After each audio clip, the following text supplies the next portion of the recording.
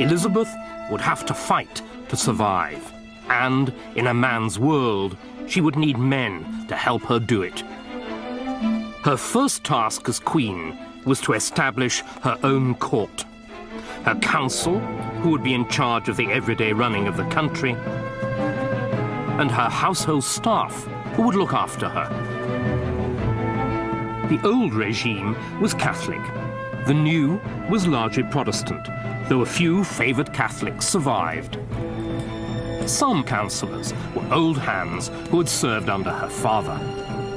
But the top job went to a younger man, William Cecil, who became her Secretary of State. He was 38, serious, brilliant, with an instinctive grasp of politics and a fierce loyalty to the Queen. In the flamboyant age, he dressed in black and he rode a mule because it was modest and good for his gout.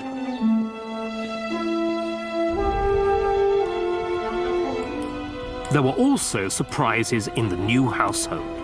As Master of the Horse, the man responsible for the Queen's safety, Elizabeth appointed the son of a traitor duke. Robert Dudley's father had been executed for his treachery, and the family remained tainted by the crime. Known disparagingly as the Gypsy because of his dark looks, charm, and cunning, Dudley's appointment raised more than a few eyebrows at court.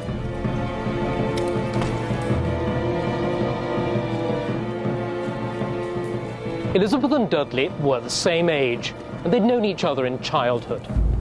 They may also have met in less happy circumstances, here in the Tower, where they were both imprisoned at the same time, early in Mary's reign. Elizabeth was in fear of death. Dudley had already seen his father, his brother, and his sister-in-law executed, and he was under sentence of death himself. It was this common experience of imprisonment and imminent death that lay at the basis of that unbreakable, instinctive bond of sympathy that joined the Queen and her favourite. Elizabeth's choice of Cecil was about politics and duty. Her choice of Dudley was about pleasure and desire.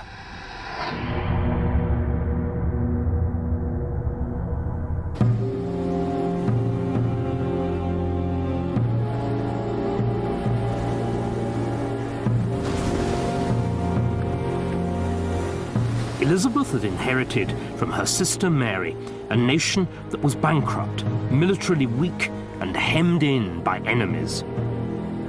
In the parlance of the time, the country was a bone between two dogs, France and Spain.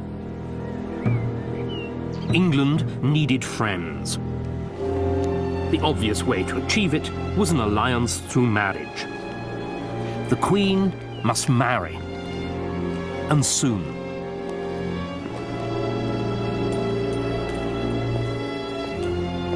Parliament petitioned the Queen, asking her to pledge herself to a suitable international marriage. 3 days later, she gave her response. Now that the public care of governing the kingdom is laid upon me, to draw upon me also the cares of marriage may seem a point of inconsiderate folly. Yea, to satisfy you, I have already joined myself in marriage to an husband, namely the Kingdom of England. And for me it shall be a full satisfaction, if, when I shall let my last breath, it may be engraven upon my marble tomb, "Here lieth Elizabeth, which reigned a virgin and died a virgin."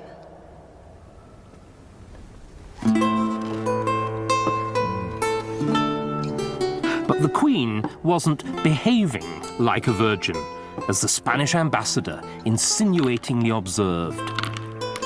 During the last few days, Lord Robert has come so much into favour that he does whatever he likes with affairs.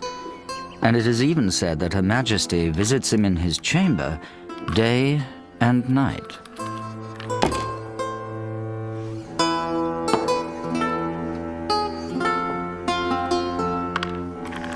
By the end of April, the ambassador reported that the Queen was in love with Robert and wouldn't let him leave her side.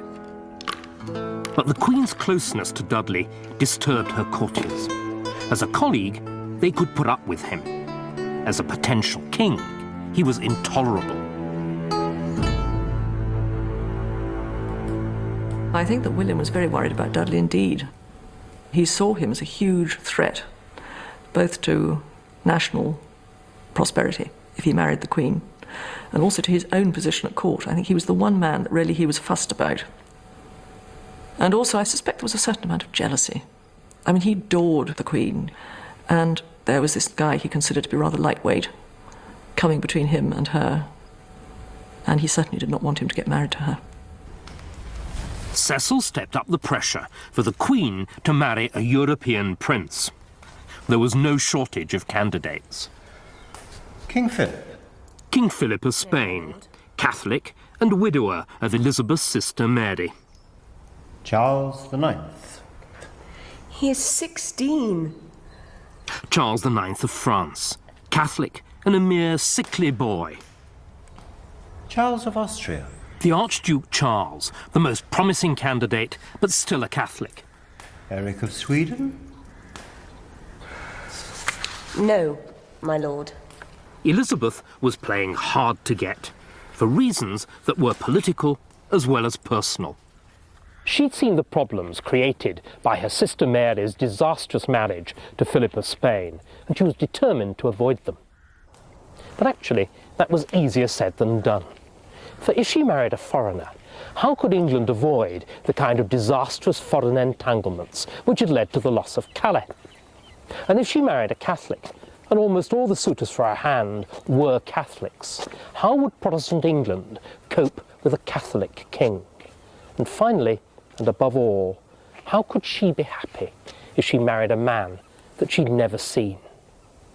Sometimes she must have reflected it was safer to follow her own inclination and not marry at all.